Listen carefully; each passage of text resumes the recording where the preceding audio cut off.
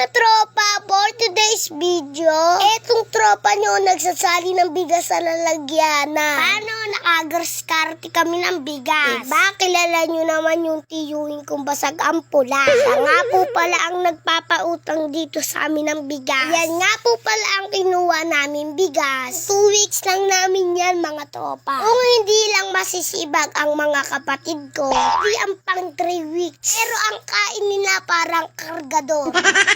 Gutom na gutom palagi. Ay, nako, nai-stress naman ako.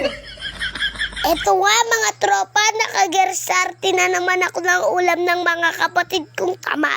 Inatakot ko pa nga sila kasi takot na takot sila. Takot na takot pero favorite na favorite. Talagang ako na lang talaga ang masipag dito sa pamamahay namin. Ako na nagsasayang, ako na naghuhugas, ako na nagwawalis, ako na naglilinis. Ay, nako.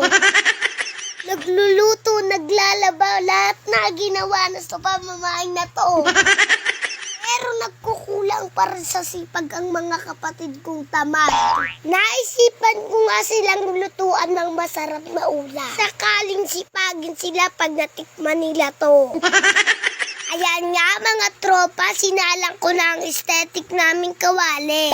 Pagkatapos, naglagay naman ako ng mantikang malabo. At minekos-mekos ko lang yan. Ang una ko palang ginisa mga tropa, luya. Napalabasin lang natin yung mga espiritu nila.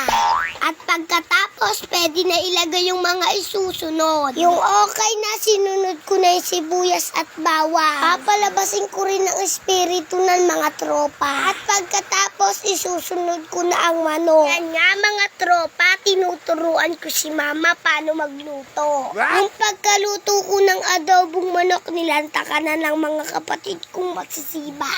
Sabi ni mama dun sa kapatid ko, bawal na siyang bumanto. Kaya ang ginawa niyang pagsando, times 2 yung kanin niya. O diba, napakatalino talaga pagdating sa pagkain.